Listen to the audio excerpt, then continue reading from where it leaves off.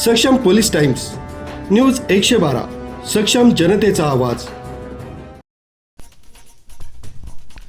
इगतपुरी तालुक्यातील समाज कल्याण विभागाच्या अंतर्गत सुरू असलेल्या एका हॉस्टेलमध्ये राहणाऱ्या 10वीच्या विद्यार्थ्याकडून सोबतच राहणाऱ्या 5वी ते 7वीच्या विद्यार्थ्यांवर अनैसर्गिक कृत्य केल्याचा संतापजनक प्रकार समोर आलाय। गेल्या अनेक दिवसांपासून 5 ते 6 अल्पवयीन मुलांवर हॉस्टेलवर निर्जन स्थळी नेत विद्यार्थ्यांना गुंगीच्या गोळ्या देऊन हा अनैसर्गिक प्रकार सुरू असल्याचं समोर येत आहे।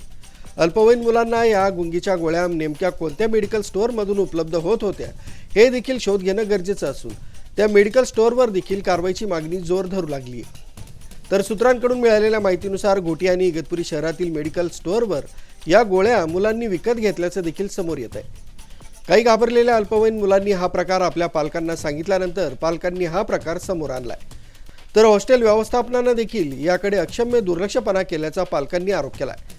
त्यामुळे संपूर्ण व्यवस्थापनावर कारवाई करण्याची मागणी पालकांकडून करण्यात येते। तर समाज कल्याण विभाग आणि संबंधित प्रशासन संपूर्ण प्रकरणावर काय कारवाई करणार हे पाहणं देखील महत्त्वाचं असणार आहे। न्यूज ब्युरो, सक्षम पोलीस टाइम्स, न्यूज 112, इगतपुरी।